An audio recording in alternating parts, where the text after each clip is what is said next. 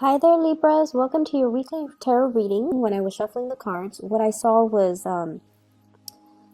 it seems to me, it looks like one of those bedtime stories that you read to your kids. There's like a blue sky, and there's like a cartoon moon, like a crescent moon.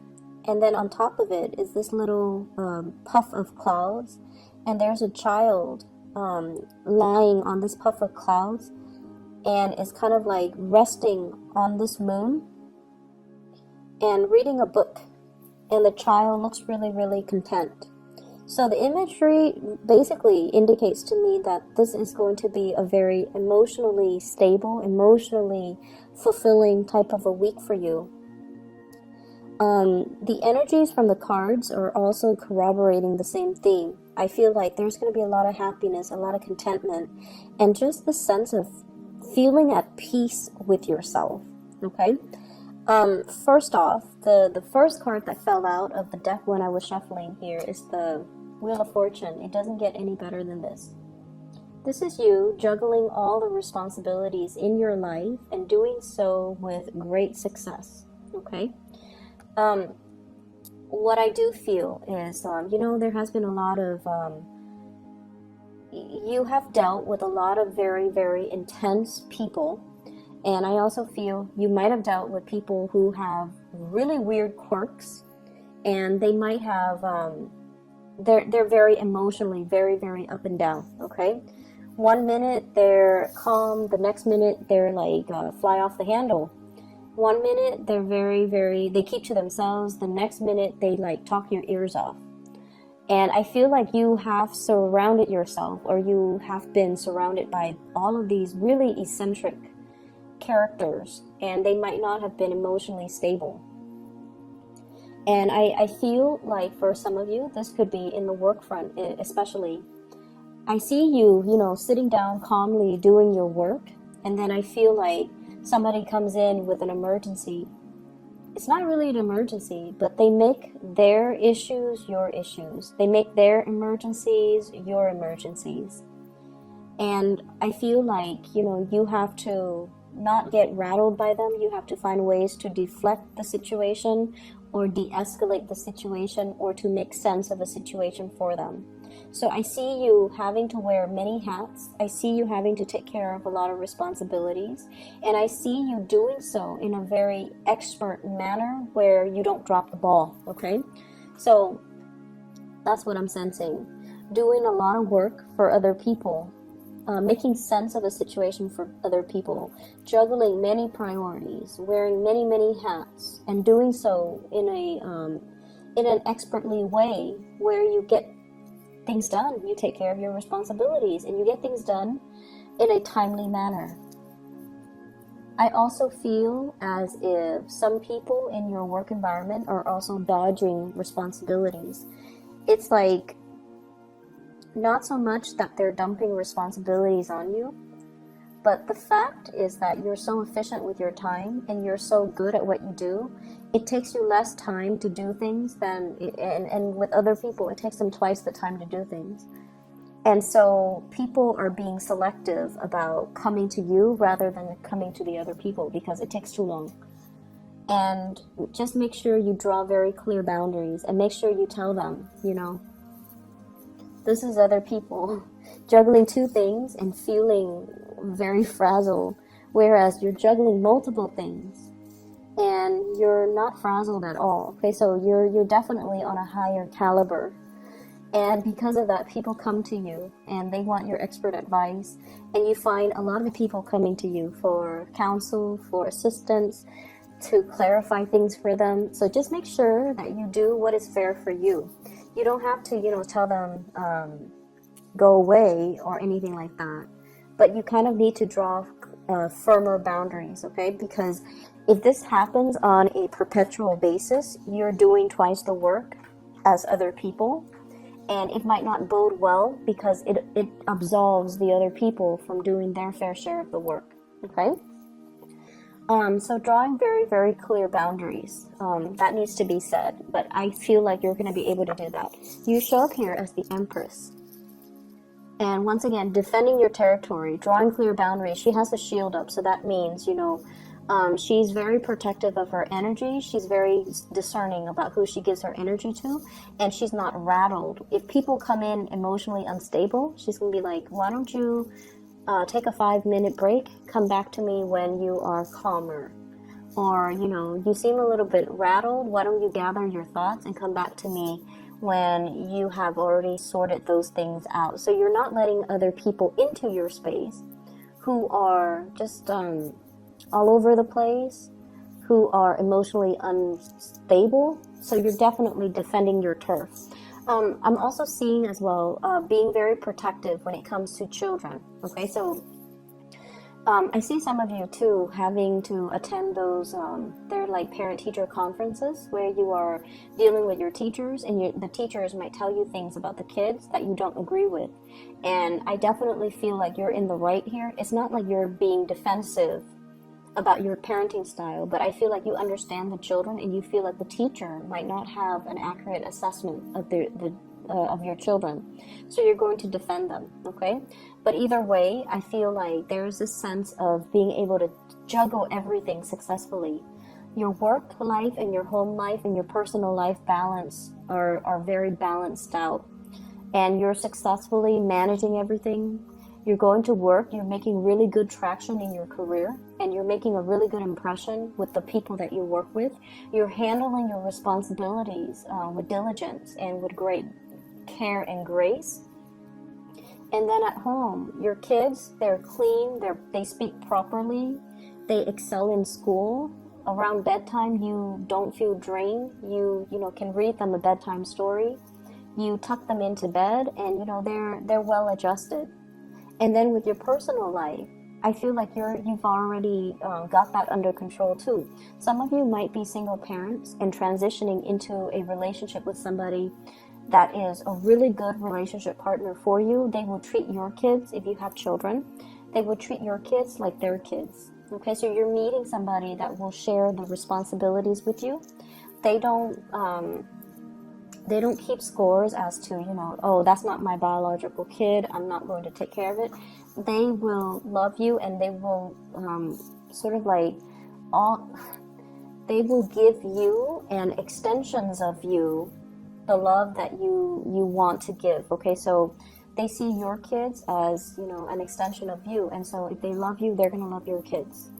And they're going to share the responsibilities for you. For those of you who are single parents, I feel like you have finally met somebody that is like worth your time, that you feel you want to introduce and you trust to be around your children.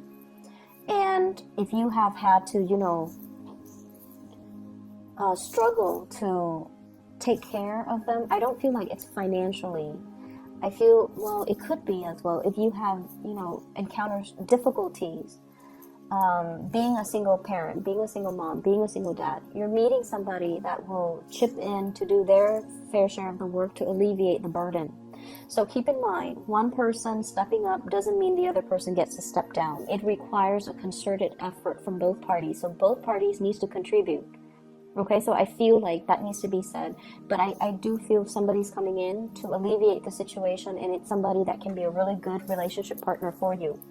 What I'm seeing here, we have the Empress and the Emperor. This is like the perfect match. There's great complementarities here. Okay, one person is like rules like kind of like the outdoors, the other person rules the public space. So I definitely feel like this is like the perfect match. Two people that owns their domain. Two people who are very emotionally healthy, and two people who are very successful in the world. So this is like a power couple dynamics coming together. And both people have really clearly defined roles, and they know what needs to be done, and they get to doing. So for many of you, this is like meeting your other half, or having somebody that is by your side and that will really truly be there to support you, and having that pillar of stability, that pillar of strength that you can really rely on. So it looks very good.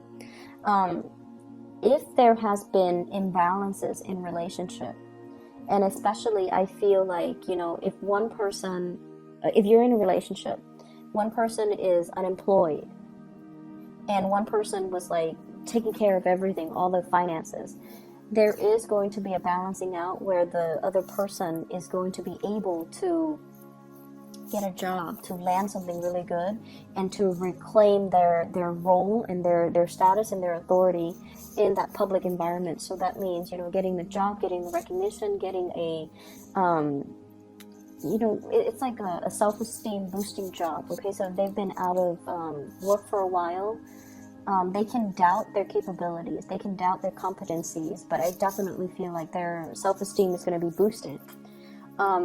Also, for those of you who have been juggling 2 jobs, I feel like one of your job is going to really pick up, which will allow you to drop the other job. So if you've been doing 2 jobs because you were trying to make ends meet, one job, you might get a promotion, you might get like a pay increase, you might get a ladder, not a ladder, a vertical like promotion, or even a transfer. And that will allow you to, you know, financially be okay, where you can quit your other job and still be able to, you know, make the rent and to be able to live comfortably. So I definitely see an escalation in finances. Okay, I'm seeing some of you as well.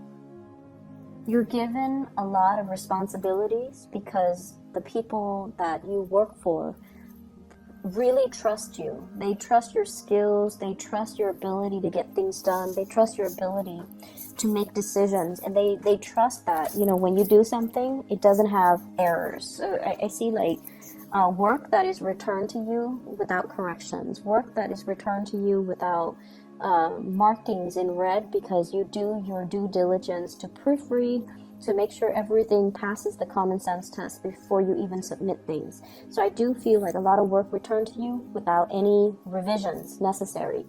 And because of that, you have a track record, or you have a reputation of doing something very, very successfully, and so people don't have to worry, and that's why they're giving you a lot of responsibilities. You are looked upon really favorably by somebody that you work under. So it could be a manager, a supervisor, whoever it is that is right above you. Because with this Emperor card, this is like a boss, a person in a position of power. It could be male or female. And it shows up here, 8 of Pentacles, right next to the work card. Work card. And basically what that denotes to me is, you know, somebody's really keeping an eye on you. They might have thought about creating a position for you, and they feel like you're perfect for the job. If you are going out and, you know, setting your resumes and things like that, I feel if you are in one job and you're just like, I don't really like the people, I don't like the people that I work with, but I love my supervisors or my manager, and I don't want to leave it, but I feel like I can't really progress here. You could send out your resumes, and then your supervisor, your manager will convince you to stay. They're not going to coerce you because they care about you. They care about your development, and they know if you're not happy, they don't want to force you. But they might even contemplate creating a new role or giving you, you know, some type of incentive so that you can stay and you can continue to work for them. Or they might even ask you, you know, what's the real reason why you're leaving? And if you feel like your coworkers are not pulling their weight, it's okay for you to tell them that, because I feel like they're aware of it as well. So if that is the problem, you definitely should voice your opinion and don't shy away from, you know, I see, you know, that Libran diplomacy coming in, where you don't want to step on people's toes, where you don't want to throw anybody under the bus. But if someone is underperforming, their supervisors, their higher ups, this person who's the emperor already knows. They already know. They're not, you know, stupid. They already know. They've already seen it, and they are very aware of what's happening in this work environment. So I feel like it's safe for you to say, so-and-so is lazy, so-and-so is not pulling their weight, so-and-so is like opportunistic, and I have to do the work of 2 people, and I'm getting a salary of 1, and that's why I'm leaving. So I feel like, you know, putting it that way will actually further your own agenda. So I feel like they can try to accommodate you. They want to retain you. That's just the bottom line. Okay, they will try to do things to accommodate you. It doesn't mean that they're going to fire the other person, but I definitely feel like they can have a talk with them, they can reprimand them, and they can give them more responsibilities to make sure they finish it in a timely manner. So either way, you should voice these opinions, okay? I see here an element of the biological clock ticking. Some of you are probably pregnant, thinking about pregnancy, trying to get pregnant. The time is really good. You're very, very fertile. The time is good. So if you're thinking about that with a relationship partner, I feel like, you know, it's the right time. If you are trying to get yourself a little bit more financially stable first before you have children, then you want to be a little bit careful for the month of December, okay? I do see like unintended or unplanned pregnancies as well. But either way, that's coming in. You're hitting a very fertile phase. So I feel like it's going to work out in your favor, okay? You have a lot of good things coming in, Libras, and I feel like you're just going to be resting on cloud 9 is what it feels like. Emotionally, things are going to be really stable, okay? Let me see for singles. So singles, you're dealing with somebody that you're very attracted to, is what I'm seeing. I have the devil here, and this indicates to me really, really intense attraction. I feel like they're dealing with other people as well. So if this is something that you're still testing the waters on, until they tell you, hey, let's be exclusive, I feel like you should assume they're seeing other people. So if you want that exclusivity, you might need to be the one to, you know, approach the topic. So until they tell you we're exclusive, you're my girlfriend, then I feel like you should assume that they're talking to other people and seeing other people. I also feel like you're dating somebody who's not very financially stable. They're trying to be, because I feel like this person has a lot of pride, and they see your successes, and they know that, you know, they don't have a lot to offer. And there's a big part of them that is intimidated by your success as well. And I feel like that's going to be the motivating factor to get them a lot more, to kind of like encourage them to do more, to create more, to not settle for, you know, being underemployed or underpaid. So I feel like that's you're going to be the inspiration to kind of light that fire under them to get them to do more in their lives, okay? What I feel though is, for singles, there's definitely a really, really good match out there for you. If you're dating, you're gonna feel it. Like this match with the Empress and the Emperor, it indicates to me like a very serendipitous type of meeting with your other half. Okay, feeling like the other person has what it takes to be your significant other, or feeling like you have this really, really strong sense of teamwork, camaraderie, group work, or just, you know, you're seeing eye to eye with one another. Not only that, there's really, really strong physical chemistry between you and that other person. I feel like for some of you, you might have already encountered this person in the work environment, and the two of you you're sensing this connection, but you're also trying to be very professional about it as well, because you work together. So I definitely see that element coming into the picture. Okay, so either way, it's going to be a really good week for you guys. I'm really happy to see this. I hope the reading resonates, and once again, you know, have a wonderful week, and I'll try my very, very best to get the readings out for you on time. Okay, take care of yourself. Bye bye.